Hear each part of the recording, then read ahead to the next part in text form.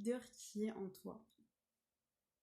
J'ai envie qu'on parle de ça aujourd'hui, parce qu'on a tous en nous cette chose-là, on a tous en nous cette partie qui est capable de prendre position. On est tous capables d'avoir cette force en nous, et plutôt que de se laisser abattre, être capable de se relever. Et cette capacité d'être un leader, elle se traduit de la façon suivante. En tout cas, c'est comme ça que moi je la vois. C'est être capable, en fait, de sortir des chamailleries, de ce statut de victime qu'on peut avoir par moment, où toutes ces petites pensées, ces petites choses, où on va aller se comparer, on va aller parler sur le voisin, la voisine, on va venir pinailler sur ce qu'on nous a dit, ou la chose qu'une personne aurait mal comprise par rapport à qui on est. C'est tous ces moments où on se dit, tu vois, je suis pas compris, je veux lui expliquer qui j'étais, et puis on n'arrête pas de me faire des réflexions, on veut de toute façon à chaque fois me changer, on veut essayer de me transformer, on ne m'écoute pas, etc. Tu vois, c'est toutes ces petites choses là, toutes ces pensées un peu qui sont finalement pas très valorisantes, qui sont négatives, en fait un peu tous ces ragots, tous ces petits potins là qu'on a en nous, ou parfois qu'on partage aussi avec des personnes de notre entourage. Et en fait, quand on est dans cette posture-là, on est vraiment dans une posture qui ne nous sert pas. Parce que quand on est comme ça, on ne fait que se plaindre. Et on est la victime. En revanche, on peut faire aussi le choix de s'élever, de passer au-dessus de ça. De comprendre en fait que toutes ces incompréhensions, que toutes ces choses qu'on prend pour nous, c'est tout simplement des personnes qui, en face de nous, apposent leur fil de leur réalité, leur peur à eux, sur notre réalité à nous. Et qu'en fait, ce qu'elles nous disent, ça n'a rien à voir avec de la méchanceté, ça n'a rien à voir avec de la malveillance. C'est juste de la peur, et c'est juste leur filtre à eux, sur notre vie.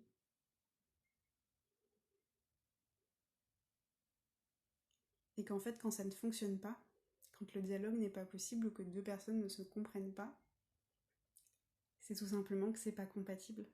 Que ces mondes-là ne sont pas compatibles pour le moment. Mais ça ne veut pas dire que l'un est meilleur que l'autre, ou que l'un doit être comme l'autre. On peut être différent, on peut coexister, mais on peut ne pas se comprendre aussi, et c'est ok. Et c'est être ça, son propre leader. C'est être capable de se rendre compte de ça, de ce petit dialogue qu'on peut se faire, et décider consciemment de se dire non, je ne veux pas tomber là-dedans. Moi, je sais que tout ça, c'est juste le résultat d'un filtre qui est différent du mien, et ça n'enlève rien à cette personne, et ça ne m'enlève rien à moi non plus. J'en ai déjà parlé dans une autre vidéo. Moi, j'ai fait ma part. J'ai amorcé le dialogue, j'ai dit les choses. Maintenant, si ce n'est pas possible, et si nous ne trouvons pas un terrain d'entente, eh bien c'est ok. Et quand on est comme ça, toutes ces choses-là, elles nous atteignent beaucoup moins. Parce qu'on a compris qu'elles ne sont pas dirigées vers nous, mais qu'elles sont juste dirigées vers l'image qu'on renvoie. Et que ça, eh bien on n'en est pas maître. On n'est pas maître de ce que la personne comprend ou ressent par rapport à ce que nous renvoyons. Et ça, c'est important de le comprendre. Parce que ça va vous éviter de faire cette chose-ci, c'est-à-dire d'être un jour bien, puis dès qu'on va nous faire une réflexion, on va être au plus bas, puis hop, ça va aller de nouveau bien, puis hop, on va nous faire une réflexion. Il faut comprendre que voilà, on est dans un monde, il faut accepter la différence. Aujourd'hui, on est dans un monde qui prône la différence, encore plus qu'avant.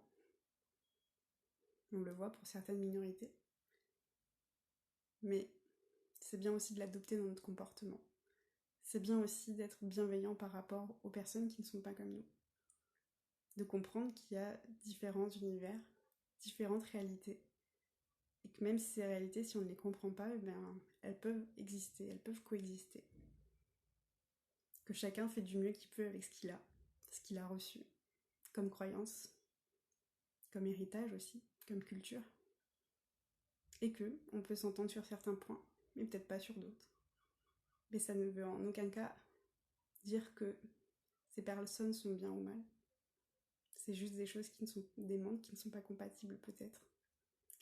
Ou c'est tout simplement aussi un besoin de dialoguer, un besoin d'ouvrir la parole, un besoin de mettre les pieds dans le plat, de dire les choses plutôt que de se cacher, tout simplement.